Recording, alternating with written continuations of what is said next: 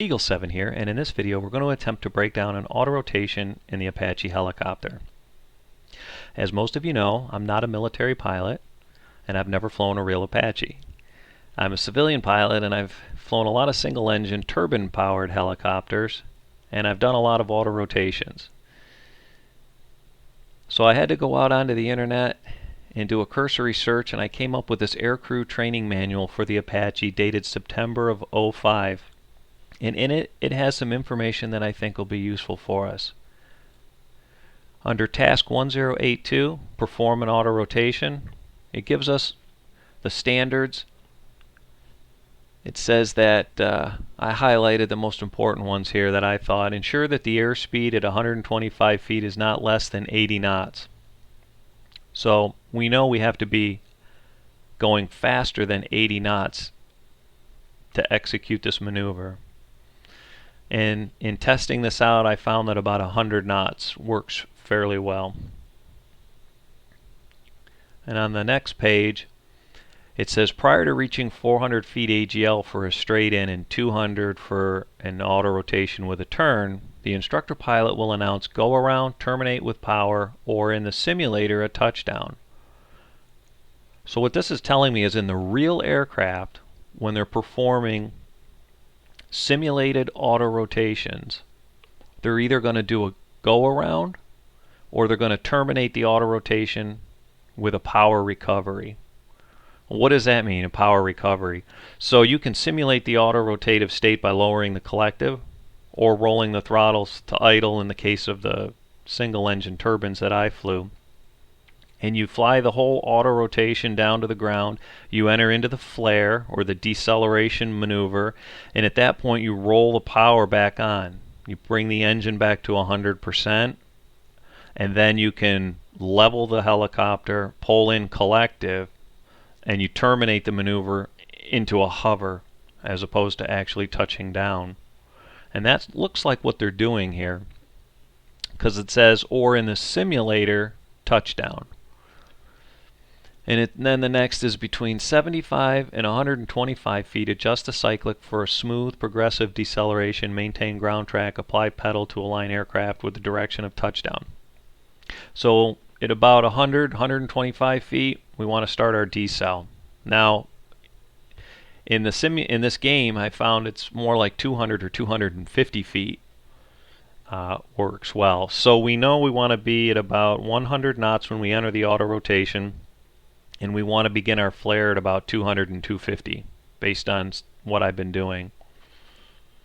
And then at the bottom here I've highlighted something that's interesting. It says when conducting autorotation training or evaluation in the aircraft, power levers to fly, the pilot should limit the torque to below 10% to ensure that an autorotative descent is occurring as opposed to a steep approach. The intent of the torque limit is to ensure that the rotor is decoupled from the engine and autorotational descent is established. So what that's saying is if we leave the power levers to fly but we lower the collective all the way to the bottom when we're in the auto rotation, as long as our torque doesn't rise above 10%, we're in a simulated autorotative state. And then we can decel or flare at the bottom. We can level, bring in collective for a power recovery in the real aircraft. So we'll go out and we'll do both. The first one I'll do will be like the manual says. We'll go ahead and I'll enter at 1,000 feet, 100 knots. We'll lower the collective to the bottom, right pedal, aft cyclic. We'll maintain 100 to 125 knots in our descent with the power levers to fly. We'll decel, and then we'll recover with a power recovery at the bottom. And then we'll go around, we'll do it again. This time I'll lower the collective, power levels to idle, and we'll continue the auto rotation to a full touchdown, and we'll see how that works out. Alright, let's go over to the whiteboard real quick and talk about what an auto rotation is and what the auto rotative aerodynamics are. Alright, let's talk about an auto rotation really quickly. When we have our aircraft in powered flight, the engine is providing power to the transmission, which is turning the rotors. The rotor blades have pitch on them, controlled through the collective. They're creating lift, and the wind is coming down, right? and that's what's keeping the aircraft in the air. When we enter an autorotative state, our engine power is either at idle or our engines have quit and they're no longer working. The engine is decoupled from the transmission. The pitch of the rotor blades is lowered to 0 or sometimes a negative pitch, collective all the way down. And as the aircraft is descending, the airflow through the rotor is up instead of down. So we're in an autorotative state. As we get down close to the ground, we're going to have 100 knots on the aircraft, so we're going to want to perform a deceleration. So we're going to pitch that nose up, and what we're going to do is we're going to use our forward momentum to build up the rotor speed or keep the rotor speed up as we're decelerating, and then we're going to want to level the aircraft here, and we're going to roll it onto the runway. So 3 things we can think of in this deceleration maneuver. We call it pitch pull. So you're going to come in and flare, you're going to pitch, pull back on a cyclic, and pull. You're going to level and pull, pitch, level, pull, pitch, level, pull. So we're going to bleed our airspeed in the pitch, and we're going to level, and we're going to arrest our rate of descent with the collective for a smooth roll-on landing. Let's go ahead and demonstrate that. Okay, so let's go ahead and do the power recovery as it was outlined in that aircrew manual. So remember, we're going to leave the power levers to fly. We're going to enter into this at 1,000 feet, now 100 knots. We're going to lower the collective to idle, a little aft right cyclic, some right pedal to keep directional control. We're going to keep 100 knots down throughout the autorotative state. We're going to flare at the bottom, and then we're going to keep our torque below 10%, and then as we flare level, we're going to increase our collective and enter into a hover. So let's go ahead and unpause. So now we're pitching for 100 knots using our collective to maintain our 1,000 feet-ish. Get our airspeed back.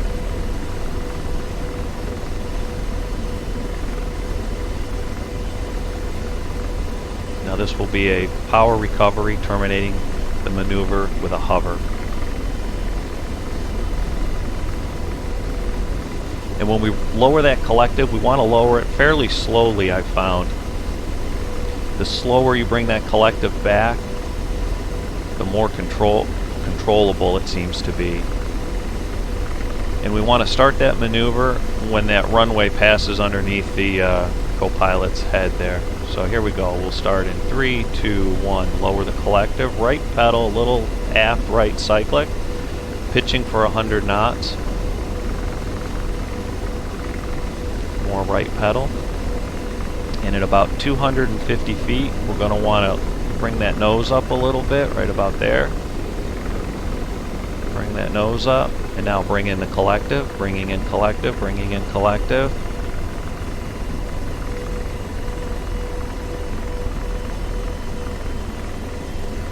And terminate into about a 5 to 10 foot hover. That would be an auto rotation with a power recovery. Now let's go set that back up and see if we can do the same auto rotation, but we'll lower that collective, and then we'll bring the power lever to idle, both of them, and it'll be a full touchdown auto rotation with a run-on landing. Okay, here we are, set back up. We're at 1,000 feet. We're going to pitch for 100 knots. And when that runway passes just underneath the front of the helicopter, we're going to go ahead and lower the collective slowly, aft right cyclic, right pedal, and then I'll bring the power levers to idle. And we're going to do a same thing. We're going to flare, we're going to level, and then we're going to bring our collective in, and we're going to try and cushion that landing, and it's going to be a roll-on or a run-on landing. So here we go.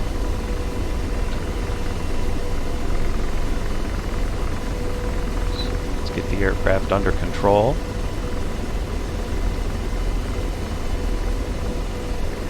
Looking for 1,000 feet, 100 knots.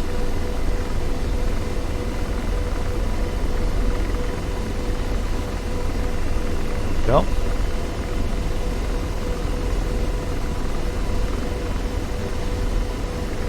Now, again, in this maneuver, we're going to bring the collective back slowly. And we're going to need a little aft and a little right cyclic, just so kind of to the back and right slightly. Alright, so here we go. 3, 2, 1. Lower the collective. Aft, right cyclic, right pedal. Now we'll bring the throttle to idle. Keeping 100 knots of airspeed. There's 250. Let's start to bring that nose up just slightly. Now let's start bringing in just a little bit of collective, just a little bit. Now we want to make sure our aircraft is level for touchdown. Rotor RPM low. Rotor RPM low. Half cyclic Rotor and RPM braking. low. Rotor RPM low. Rotor RPM low. And that was a Rotor full RPM touchdown low. auto rotation Rotor RPM low. with the power levers Rotor RPM low. at idle. Rotor RPM low. Rotor RPM low. So it took Rotor several RPM low. takes to get that. Rotor It RPM seems to low. be a very difficult Rotor maneuver in this RPM low. aircraft. It Rotor RPM definitely low. loses a lot of altitude RPM quickly low. and doesn't seem to Rotor have a lot RPM of rotor inertia Rotor at the RPM bottom to low. cushion that landing. Rotor RPM low. So I hope that Rotor helped, RPM and we'll low. see you on the next one.